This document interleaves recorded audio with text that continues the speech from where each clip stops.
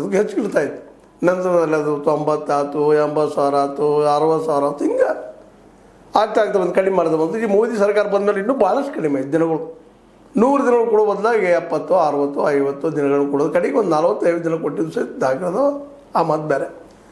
ಹೀಗಾಗಿ ಎಲ್ಲರಿಗೂ ಉದ್ಯೋಗ ಖಾತ್ರಿ ಮಾಡುವಂಥ ದಿಶೆಯಲ್ಲೇ ಒಂದು ರೀತಿಯ ಮನಮೋಹನ್ ಸಿಂಗ್ ಸರ್ಕಾರ, ಆವತ್ತು ಸೋನಿಯಾರವರ ದಿಟ್ಟ ನಿರ್ಧಾರ, ಎಲ್ಲರಿಗೂ ಉದ್ಯೋಗ ಸಿಗ್ತದಪ್ಪ ಅಂತೇಳಿ ಶುರುವಾದದ್ದು. ಆದರೆ ಇವತ್ತು ಬಂದ್ ಕೇಂದ್ರ ಮತ್ತು ರಾಜ್ಯ ಸರ್ಕಾರ ತಿಕ್ಕಾಳಿಂದ. ರಾಜ್ಯ ಸರ್ಕಾರಕ್ಕಿಂತ ಸ್ಪಷ್ಟವಾಗಿ ಇದು ಕೇಂದ್ರದಪ್ಪ, ಇದು ಅವರು ಮಾಡಬೇಕು ಅಂತೇಳಿ ಸರಿ ಅದ. ಯಾಕಂದ್ರೆ ರಾಜ್ಯ ಸರ್ಕಾರಕ್ಕೆ ಇನ್ಕಮ್ ಬೇರೆ ಬೇರೆ ಸೋರ್ಸಸ್ ಇಲ್ಲ ಅಂತಂದರೆ ಇವತ್ತು ಗ್ಯಾರಂಟಿ ಒಂದು ಮಾಡ್ಕೊಂಡು ಕೂತ್ಬಿಟ್ಟಿದ್ದಾರೆ ಇವತ್ತು ಸಾಕಷ್ಟು.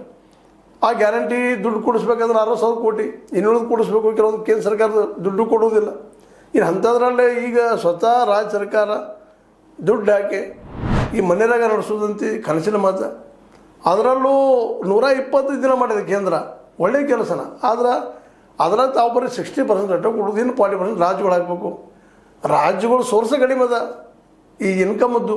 ಅಂದ್ರೆ ಈ ಟ್ಯಾಕ್ಸು ವಸೂಲಿ ಎಲ್ಲ ಸೆಂಟ್ರಲ್ದಲ್ಲ, GST ಎಲ್ಲನೂ ಇಲ್ಲಿ ಕೇವಲ ನೀವು ಏನು ಹೆಚ್ಚಿಗೆ ಮಾಡಿದ್ರು ಸಹಿತ ಸಾರಾಯಿಯಲ್ಲಿ ಮತ್ತಿದ್ರಲ್ಲೇ ಅಬಕಾರಿ ಇಲ್ಲಿ ಒಂದಿಷ್ಟು ಹೆಚ್ಚು ಮಾಡ್ಕೋಬೋದು. ಇನ್ನುಳಿದಲ್ಲಿ ಮಾಡೋಕ್ಕೆ ಹೊರಟ್ರೆ ಇಲ್ಲೂ ವಿರೋಧಗಳು ಬರ್ತಾ ಇರ್ತಾವೆ. ಸಹಜದ ಕಡಿಮೆ ಅದ ಎಲ್ಲ ರಾಜ್ಯಗಳ ಪರಿಸ್ಥಿತಿ ಹಿಂಗಾದ. ಇಂಥ ಪ್ರಸಂಗದಲ್ಲೇ ಇವತ್ತು ಎರಡೂ ಕಡೆ ಕೇಂದ್ರ ಇಲ್ಲ ನಿಮ್ಮ ರಾಜ್ಯ ಸರ್ಕಾರ ಅನುಷ್ಠಾನ ಮಾಡ್ತದೆ, ನಾ ಏನು ಮಾಡಲಿ ಅನ್ನೋ ಹಂಗೆ ಮಾಡ್ತದೆ. ರಾಜ್ಯ